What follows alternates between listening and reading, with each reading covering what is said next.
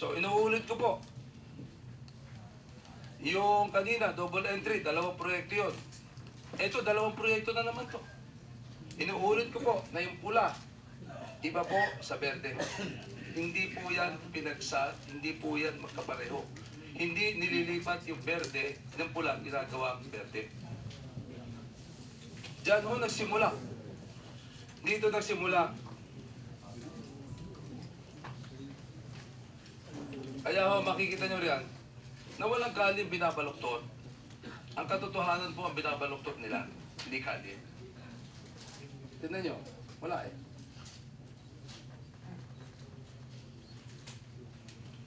Kaya ako noon magsalita ako sa Senado, nakita nyo naman, ang bilis. Simple naman eh. There is no realignment because there are two alignments.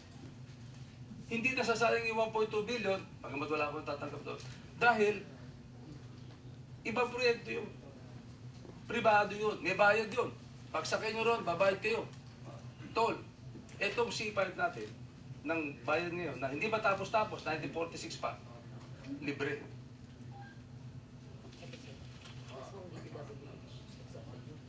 Ito pa, isa. Mismong DPWH. Ayan po, oh.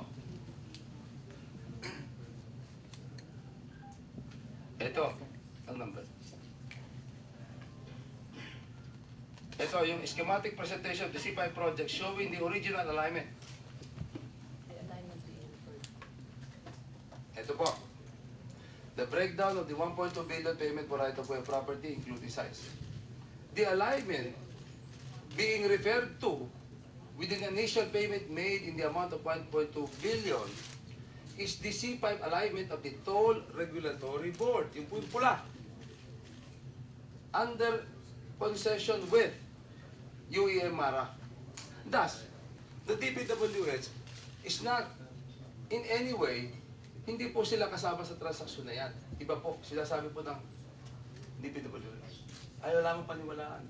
Dahil nga, ayaw paniwalaan yung, maski na anong ulit ko, ayaw paniwalaan. Pero yun po matotohanan. Paano gagawin natin? Ito naman po isa. Bakit daw explanation, justification for the rerouting of the C5 project? Ito po naman, sagot ng DPWH. Hindi po yung, kasi merong pinakita nung si Senator Jambi, may project profile pa daw na kami daw yung nag-request ng alignment na yun, para specific dito. Talaga naman ho, yung mga ganyan, normal ho yan, ini-inform nila ang mga senador at congressman of the area. But anyway, ang ito pong sinasabi na yon ay para sa isang bridge na nagre-request sila na ma-realign yung isang bridge na dahil nakiusap ang LRTA, dadaan daw sila. Request po yan ng LRTA.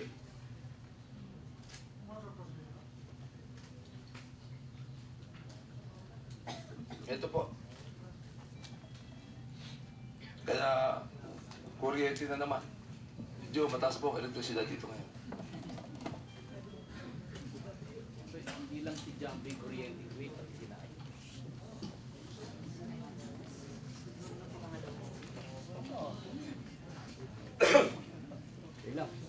Ang valuation naman daw po, pangalawang issue.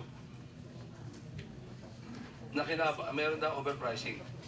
Ang totoo po niyan, ang proseso po ng right of way ay wala po kayo choice dyan. Zonal value po yan ayon sa batas. Kung ilan po yung zonal value, yung po yung talagang ibabayad sa inyo.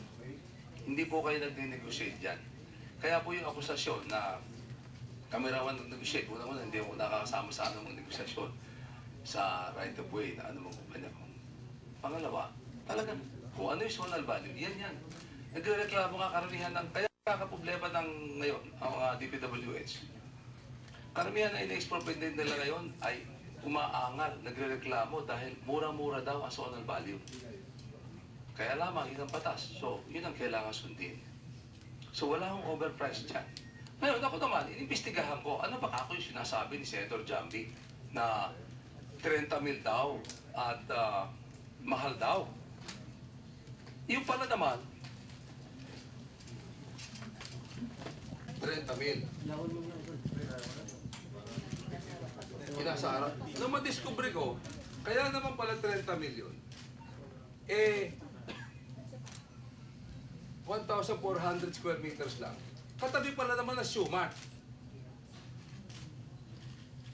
At saka along sukat na napakalaking kalye. Para po doon sa nakikinig sa radyo, yung sukat po isang major road. Kaharap po yan. Talaga ho, iba ang value pagkakaharap kayo ng major road. Ang sabi pa ho, bakit daw may katabing lupa na yung ito, inanggit yan, Plaza.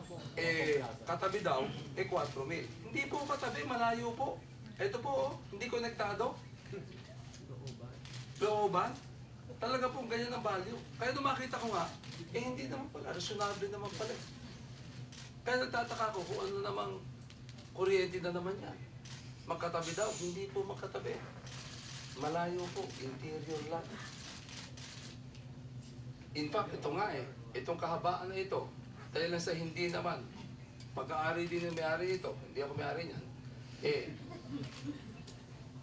4,000 lang, 4,000 pesos ang 4,000 ang binayad. Dahil nga, hindi na siya along the main road. So, number one, zonal value yan. Wala naman room for negotiation. Number two, hindi naman unfair, reasonable. Sa tingin ko, bilang isang nakakaintindi ng mga values, ngayon nga, palagay ko, hindi mo mabibili ng 30 milyan. Ang totoo niyan, sa ngayon, mahal na yan. Kaya, kung hindi pa nga bayad yan, baka hindi na mabibili ng DPWs ngayon yan.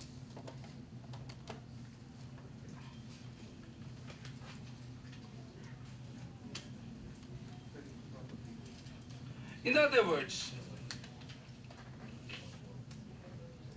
hindi nalulugi ang gobyerno. Walang nalulugi ang gobyerno. Ang nagbe-beneficyo rito ang bayan dahil matatapos itong C5. Fair po ang presyo at in accordance with the law. Kaya, ako po'y nagugulat na naman na talagang pinapalaki po itong issue na sa aking palagay, wala naman ho talaga Talagang ako tahimik na nagtatrabaho. Ginagawa po namin itong mga kaling ito para sa kabutihan ng ating mga kababayan. Nakakalungkot yung mga ganito pong mga akusasyon na hindi naman nila sana mag-research ka ng tama.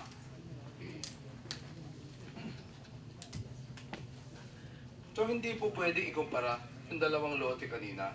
Yung pong isa nasa sukat po. Yung isa naman nasa looban at palaki. Hindi po pareho yun. Talaga po iba ang value nun.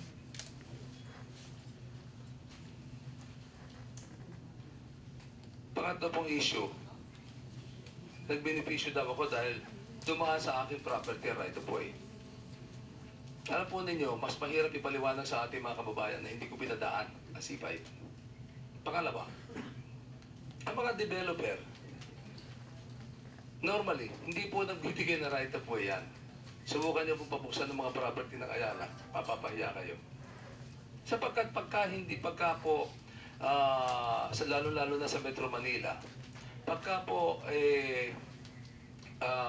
kayo ang gumawa ng kalye, nagiging exclusive yung kalye na yun, yung lugar na yun, para sa mga buyer ninyo. Pag exclusive po yan, mas mataas nyo maibibenta. Kaya pagka po yan binuksan nyo sa publiko, lugi rin naman kayo. O hindi nakakahulugan na mas malaki kikitain nyo dahil hindi nyo na po pwedeng maging exclusive.